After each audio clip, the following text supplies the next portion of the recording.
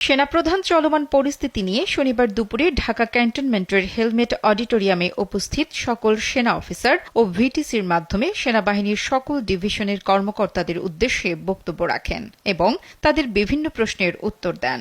বাংলাদেশ সেনাবাহিনীর সকল কর্মকর্তাগণ এই অনুষ্ঠানে সরাসরি ও ভার্চুয়ালি অংশগ্রহণ করেন। দুপুর 1:30 থেকে 3টা পর্যন্ত বক্তব্য ও আলোচনায় তিনি বিশেষ করে সামাজিক যোগাযোগ মাধ্যমে প্রচারিত গুজবসমূহকে না শোনার ও এড়িয়ে যাবার বিষয়ে সবাইকে উপদেশ দেন। কর্মকর্তাদের উদ্দেশ্যে সেনাপ্রধান বলেন, আপনারা সোশ্যাল মিডিয়া পোস্ট দ্বারা পক্ষপাতদুষ্ট হবেন না এবং অন্ধভাবে বিশ্বাস করবেন না।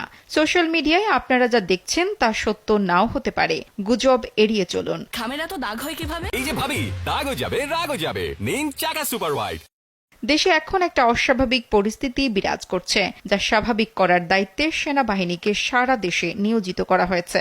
এমন প্রেক্ষাপটে রাষ্ট্রীয় সম্পদ ভাঙচুরের হাত থেকে রক্ষা করার দায়িত্ব সেনাবাহিনীর বলেন তিনি জানান, বাংলাদেশ সেনাবাহিনীর সদস্যদের কর্তৃক পরিস্থিতি নিয়ন্ত্রণের জন্য কিছু সতর্কীকরণ ফায়ার করা হলেও তাতে কোনো নিহতের ঘটনা ঘটেনি। শুধু 5 জন বেসামরিক ব্যক্তির আহতের খবর পাওয়া গেছে। নির্বাহী আদেশ ছাড়া যেকোনো উস্কানির মুখেও ছাত্র ও সাধারণ জনগণের দিকে গুলি না ছুড়তে সকল সেনা সদস্যদের নির্দেশ প্রদান করেন সেনাপ্রধান।